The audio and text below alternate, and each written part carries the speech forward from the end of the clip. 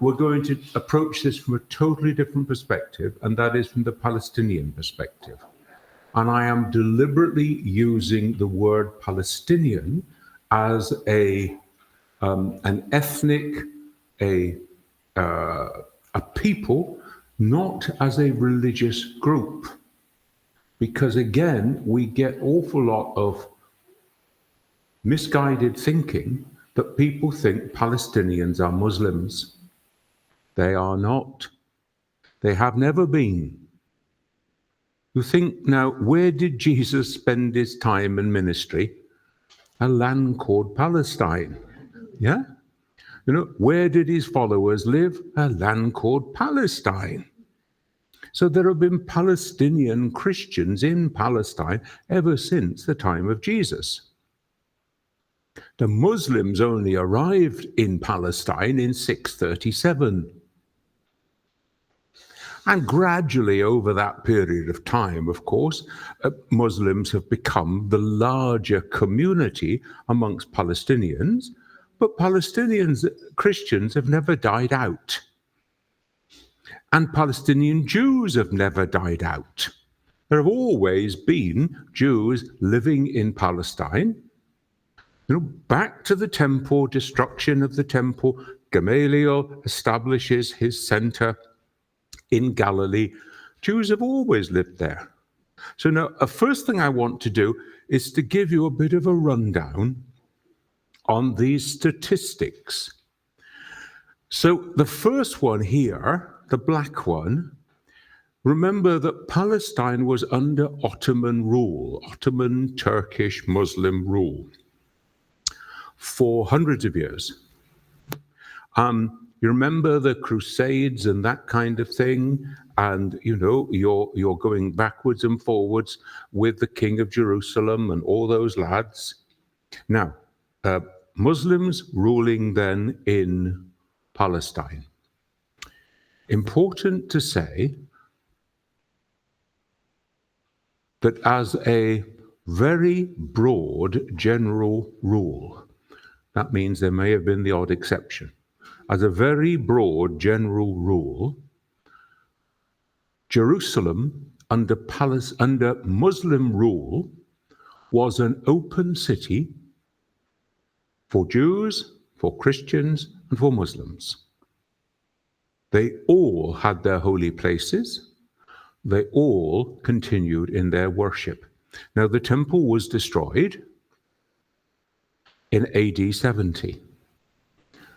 And Christian rule then eventually, came in to the land of Palestine, to the city of Jerusalem. And they built then the Church of the Holy Sepulchre and so on, the Christian shrine places around. And they allowed the Temple Mount to become a wasteland, dumping ground, if you like. Now, when the Muslims arrived in 637, the second Caliph Umar came to take the surrender of the city of Jerusalem in person, because it was so important. First, it was the city of the ancient prophets, because you remember that Muslims understand themselves to be standing in the line of the biblical prophets. Secondly, it was the place from which Muhammad ascended into heaven.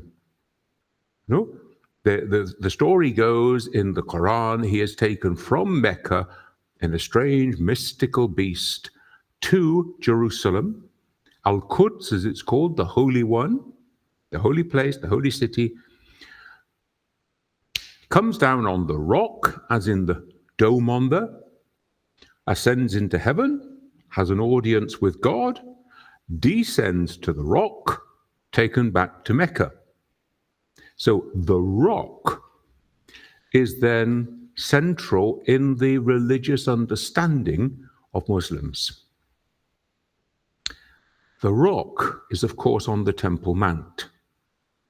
And so soon after Muslim rule in Jerusalem, this building, the Dome on the Rock, is built. Probably the first building of its sort that is built in Muslim lands, Muslim hands.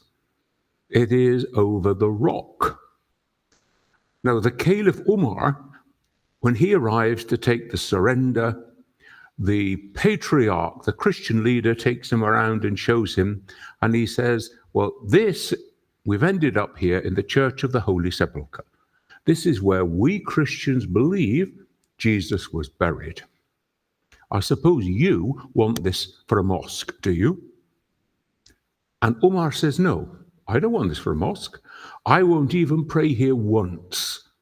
Because if I pray here once, some wali will come along afterwards and will say, Umar prayed here, we want to pray here, we want it for a mosque. So Umar goes out from the Church of the Holy Sepulchre, goes to the piece of waste ground nearby and prays there. That piece of waste ground, you remember, is the Temple Mount. There's the rock, which is going to have its dome built on it, and then where Umar prays on the Temple Mount is built the mosque Al-Aqsa. So Muslim history very much interwoven here, but interwoven, of course, on top of, physically in this case, on top of Jewish history. That's why you will see some of the more radical Jewish groups who say, we need to clear the Temple Mount because when the Messiah comes, this is where he will build the temple.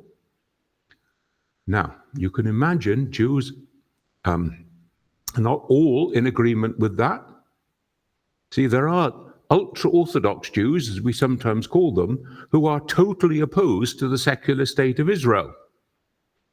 Because it is not the work of a bunch of secular Jewish people to reestablish the state of Israel. That's the work of the Messiah when he comes. That's God's work, as it were. Now, there are also, of course, Muslims all over the world for whom Jerusalem is the third of the great holy cities of Islam. The Quran actually uses a neat piece of Arabic grammar. Arabic has a singular, it has a plural, but it also has a dual for two. And it says, literally, Jerusalem is the third of the two most holy places of Islam. In other words, you can't put a cigarette paper between Mecca, Medina, and Jerusalem. So the idea that Muslims worldwide are going to give up access to Jerusalem, to the Al-Aqsa Mosque, to the Dome on the Rock, forget it. Okay? So Palestine, in the time of the Ottomans then, a land of three principal faiths, a land in which people were living together under Ottoman Muslim rule. So around 1900, this is the date I've taken, about 600,000, K means 1,000, okay? So about 600,000 population of Palestine, that territory that we're now going to call Palestine. Of these, 80% are Muslim, 10% are Christian, and between 5 and 7% are Jews. That means 30 to 40,000. So a significant minority group living there throughout that time. When the British do a census in 1918, we find that they say 512,000 are Muslims, 61,000 are Christians, and 56,000 are Jews. So you can see again, significant groups expanding over this 20-year period, because this is the time in which Jews are moving to British Mandate Palestine. And they are moving there because they can see the way that things are going in Europe. And there's this Zionist model which is coming forward, which is saying, let's go to Palestine, let's establish a future there. That's as far as they're thinking at the moment. Let's establish a future there. Now, I've given you in red down here the expansion of the Jewish population from that period, in other words, the period of the British Mandate. So 1922, 88,000. 1939, 445,000. People who are moving out of Europe, seeing the way that things are going. 1947, 630,000. So you can see then that expansion. Now the Palestinians, of course, see this as a settlement, the establishing of a European Jewish colony in our land. Nobody asked us if this was a good idea. Nobody asked us if we thought the Balfour Declaration was a good idea. The British certainly didn't care what we thought. No, you think about, the Europeans in North America. We'll wipe them out. We're going to bring civilization to the land. The British in Australia, the Aborigines. Yeah, the British in the Caribbean. Where are the Caribs? Dead. Because we killed them. And then we imported. Okay, but who brought the disease? So it's our right, it's our responsibility. We are, after all, the superior white races. It's part of a European mentality. Yeah? So nobody thought of asking the Palestinians if they thought this influx of Jews from Europe was something they wanted, something they thought was a good idea. How did it happen? Well, there are rich Jews in Europe and in North America who were tapped for money. And you give us the money and we will buy land in Palestine. From whom? From the absentee landlords.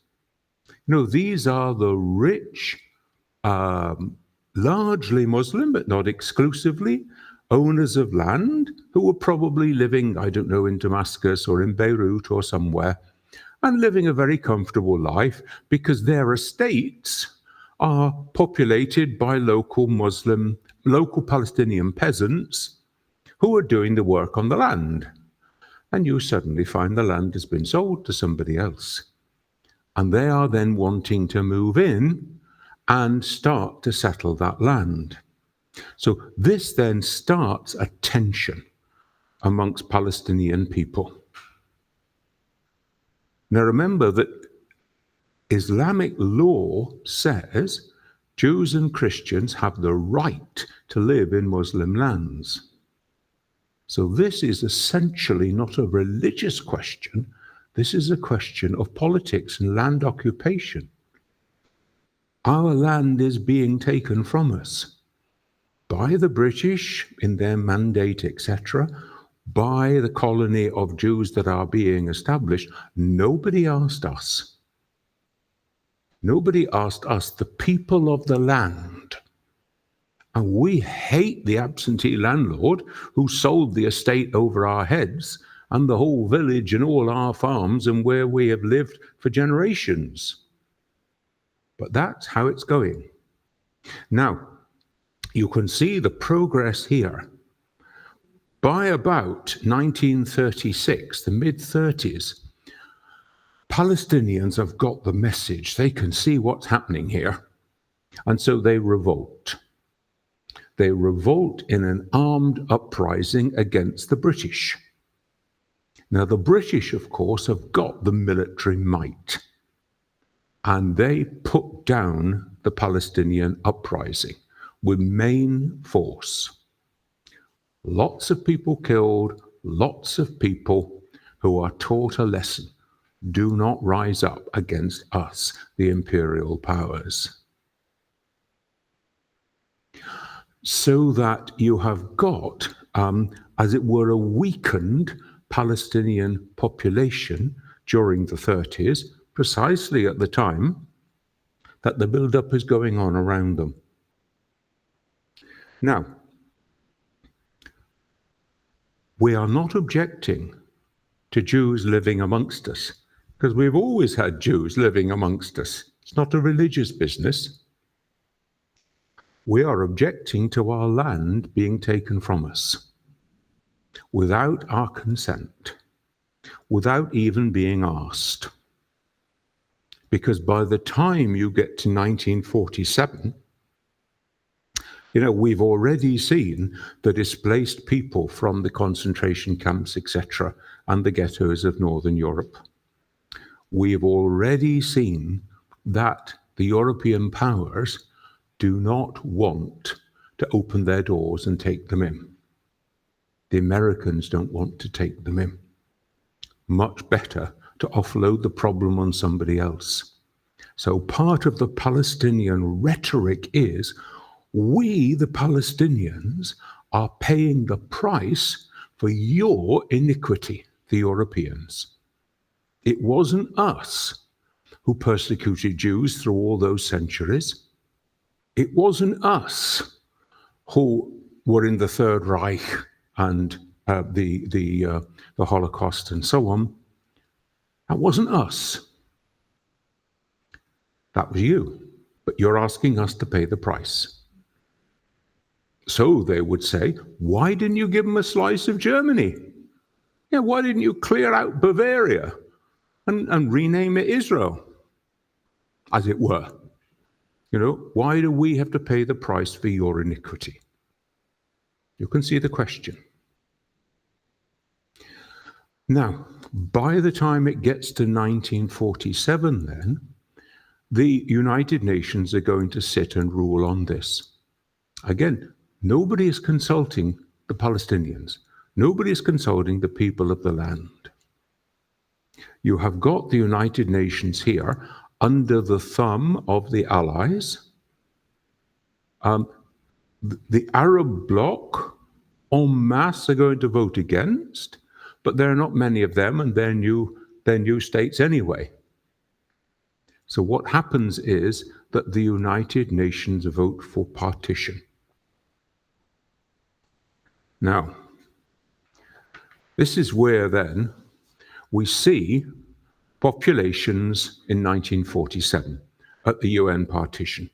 A total 1,970,000, of whom 1,181,000 are Muslims, 143,000 are Christians, 633,000 are Jews. The Jewish bloc represents 32%. The Muslim and Christian bloc represents 67%. Now, remember, not all Palestinians are Muslim or Christian. Some of them are Jews. They're not being consulted here either. This is a European, North American project. You see, at this time, if you think about the 1930s and 40s, for example, Jews coming from Europe tend to be highly educated, multilingual. You know how to go and conduct yourself when you're dealing with heads of state from Western countries. Palestinians at this time, even if they were consulted, very few of them, would have the inner kudos or the language skills to go and petition and compete on this level. So you've got an imbalance going on here. Now, the land is divided. One portion of the land is given to the new state of Israel, 56%. One portion of the land is given to the Palestinians, 43%. So you can see that the division of the land in 1947 in no way represents the share of the people. in terms of Palestinians, Palestinian, Muslim, and Christian. So again, we come off worse out of it. Not only do you give our land away, but you give away the bulk, the majority, the 56%, to the 32% of Jews. And most of those are colonists. They've just moved in, settlers. You leave us with 43%, even though we're the majority. It leaves a very bad and bitter taste, obviously. Now, you see, the rest of the Arab world does not like this. And so they decide that the thing to do is to rise up. And that gives us the 1948 War of Independence. Now, let's call them now the Israelis. The Israelis are fighting for their survival. Simple as that. You know, we've already experienced the horrors in Europe. We're fighting for survival. Goodly number of them have been trained in military arts. You know, they've been in European armies.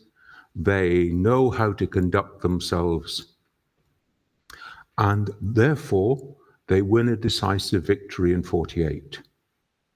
Now, as you would expect, if you know anything of Arab history, the Arabs are not united.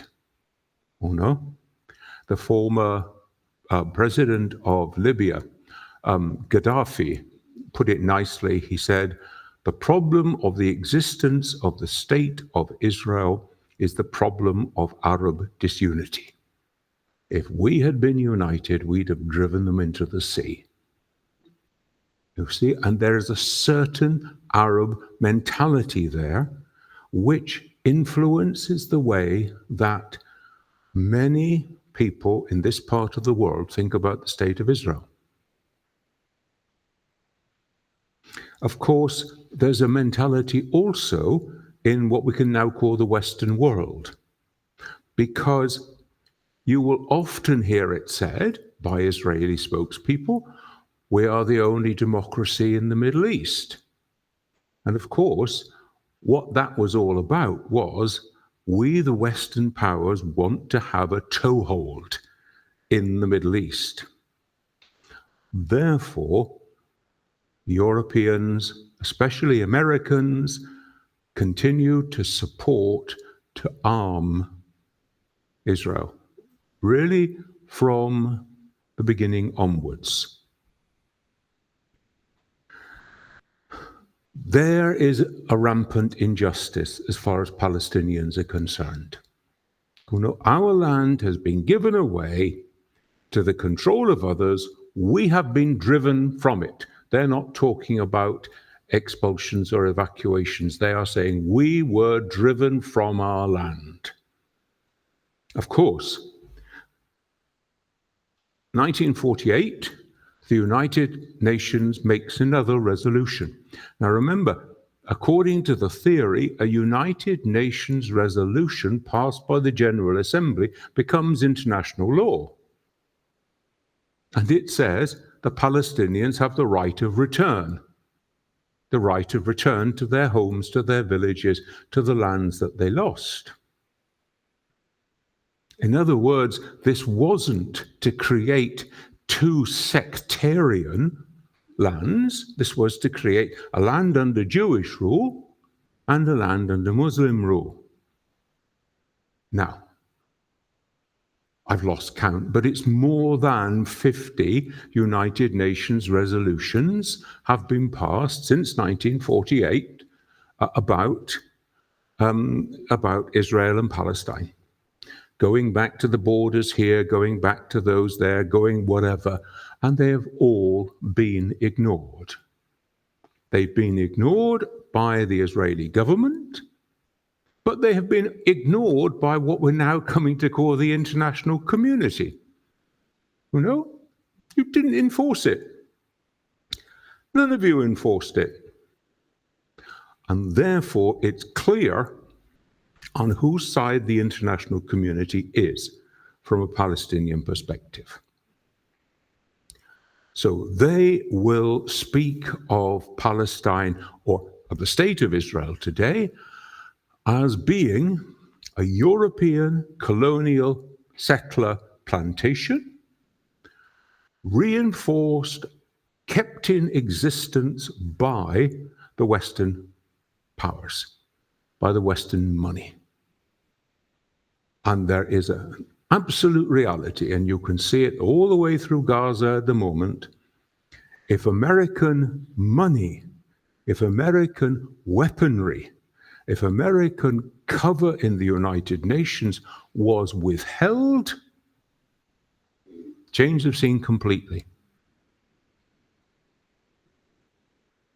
Germany, of course, it will be very hard to have this conversation in Germany even today, because after the Holocaust, German people and German governments have been made to pay reparations so that I think it's 27% of the armaments going to Israel in the present times are coming from Germany. Because, you only have to say no once, and the key is turned, you're an anti-Semite, you're returning to your previous ways, you're a Holocaust denier, and so on. And you cannot say those things in Germany. You just cannot. It's not acceptable. So it's really very, very difficult here. Now, over the years,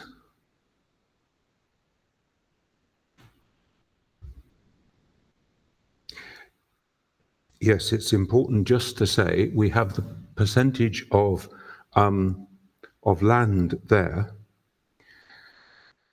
It's important to say three things, really. First of all, you see the percentage there in 47. After the 1948 War of Independence, 77% of the land mass comes under Israeli rule. After the 1967, the Six-Day War, 100% of the land mass comes under Israeli rule. And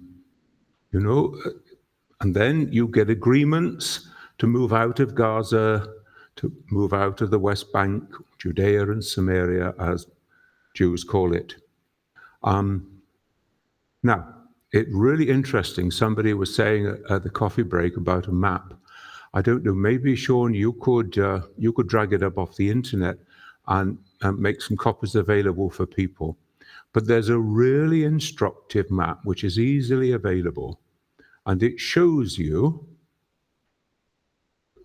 the partition of Palestine between Israel and the Palestinian states, 47, 67, coming up to encroaching to today. Now, if you look today at lands under Palestinian rule, they look like the holes in a Swiss cheese. Often the phrase used is Bantustans, as were used in South Africa. Just last week, possibly the week before, we heard that the Israeli government has approved another 22 settlements in the West Bank. And if you talk to the extreme end of the Jewish government, they will say, these are not occupied territories, for goodness sake. How can you occupy your own land? This is Judea and Samaria given to us by God. What we're doing is populating our own land. Now, obviously, that's not the way that the Palestinians see it. But you can see those ongoing tensions there. Now, it's critical then to think, when we talk about a two-state solution, how can you have a state, they call on the British government to recognize the state of Palestine. It would be purely symbolic, because there's no land, no contiguous piece of land that you could call Palestine. You've got Bantustans And you've got, is it 20% of Gaza is actually occupied by the Palestinian Gazans at the moment. The rest of it is under the IDF control. Well, it's all under IDF control, but that's actually, as it were, occupied. So where do you get your land of Palestine from? And go back to the Haaretz poll. Do we want to be separated from our sworn opponents just by, as it were, a string of barbed wire? Now, another possibility in an earlier generation was what we call the one-state solution. And that was everybody lives together in a democratic, free state. However, remember the absolute cardinal principle of the state of Israel: we must have a land, one little land on earth that we control. You put us into a mixed state with the Palestinians, sooner or later they will outbreed us. Therefore, they will take control. If you say the right of return, if all those who are the descendants of those who had to leave in 1948 were to come back tomorrow, they would, of course, be an immediate majority. And the Jews would be an immediate minority, and that's why they will not tolerate the idea of a one-state solution. You can see the logic. But if it's not one state and it's not two state, you're a better man than I am, gonna get him. It's an intractable problem at the moment. Just to finish off so that we can move into the question time, important to go back to some,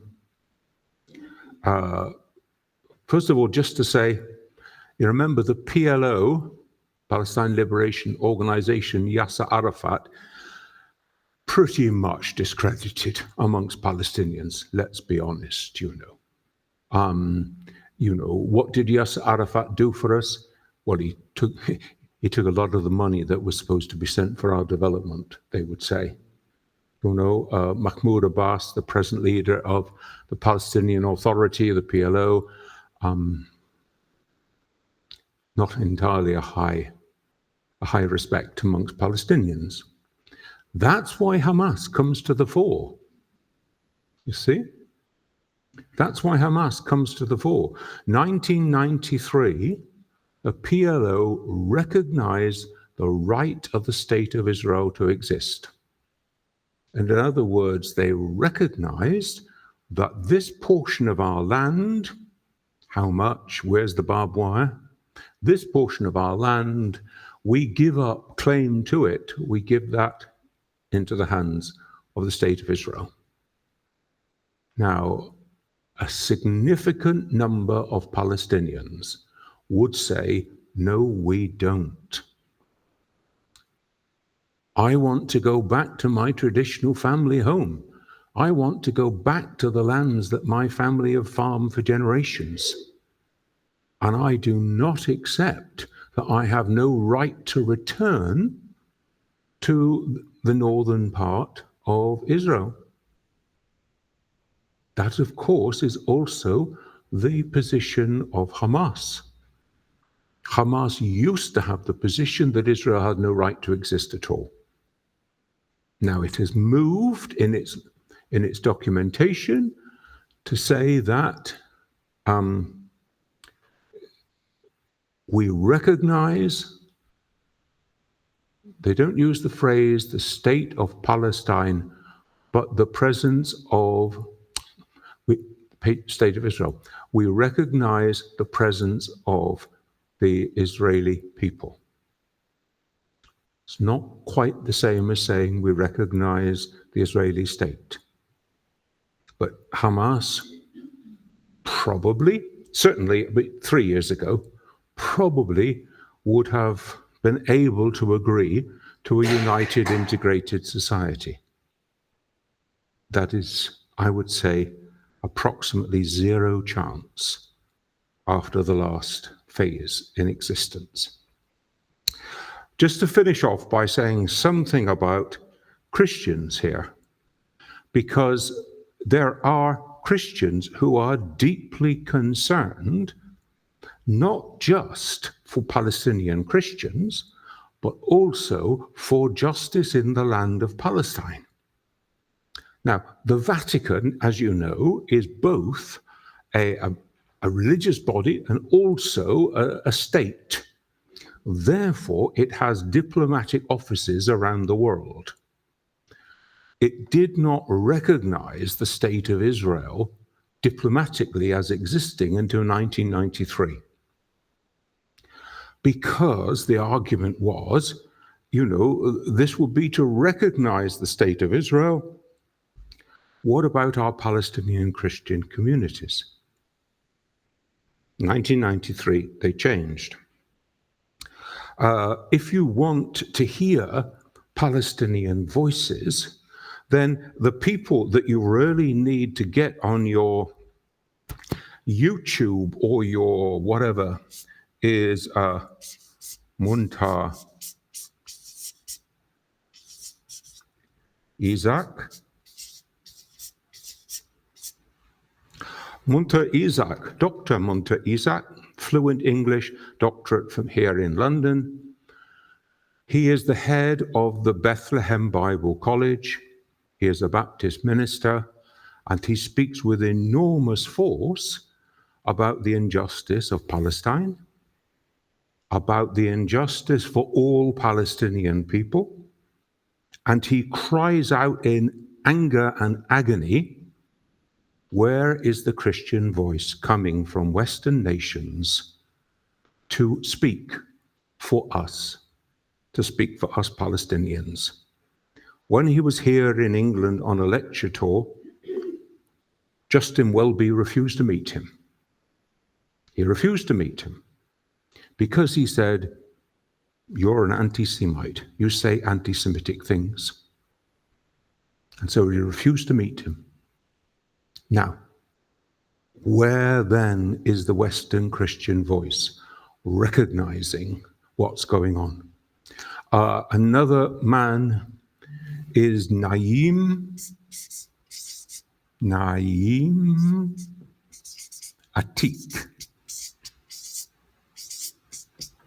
Naim Atik, Palestinian Christian, Dr. Naim Atik, heads the Sabil, which is the Center for Palestinian Liberation Theology. He's an Anglican, it's an Anglican center, and you will hear then what they are saying as Christians, Palestinian Christians, crying out for justice, for liberation, for peace. Finally, what do they have to say about the Christian Zionist movement? Well, again, Middle East Council of Churches. Middle East Council of Churches represents all the major churches in the Middle East, the Orthodox, the Catholic, the Anglican, the Lutheran, the free churches, and so on, what we would call free churches, okay? Presbyterians, Baptists, etc.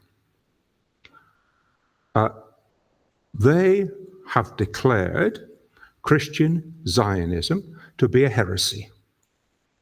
This is a misreading of the Christian scriptures. It is a Christian heresy. It is doing huge harm to the indigenous Christian population and the indigenous Palestinian population. You can read, if you Google up Jerusalem Declaration, you should get it, a statement from them, very short and very pithy, explaining what they think. So we have got then some Christian groups who are very much calling for justice, and without justice there will be no peace, justice for Palestinian people, justice for Jewish people. So it's hugely important to remember there are lots of Jews around the world and lots of Jewish Israelis who are utterly disgusted with what the Israeli government are doing in their name today. Utterly disgusted. Who will hold up banners saying, "Not in my name," who will march through Tel Aviv, who will march around outside the parliament buildings. Not just, as it were, that ultra-Orthodox grouping who would say this is the work of the Messiah, not a bunch of secular politicians, but ordinary Jews, liberal Jews, Jews with a sense of justice. So you've got rabbis for justice in Israel, you've got Jews for justice in Palestine, all sorts of groupings like this. Now, they are a small group, and they are attacked by the much larger Jewish voice. And you will see the demonstrations that go on in London, and these Jews calling for peace in Palestine, for justice amongst people, will be attacked by Jews who don't agree with them, and they will be called self-hating Jews. But it's important that we remember and bear witness, bear testimony to their commitment as well. These are Jewish people who are seeking those high values of Judaism, which are respect for all people, which are justice leading to peace on earth.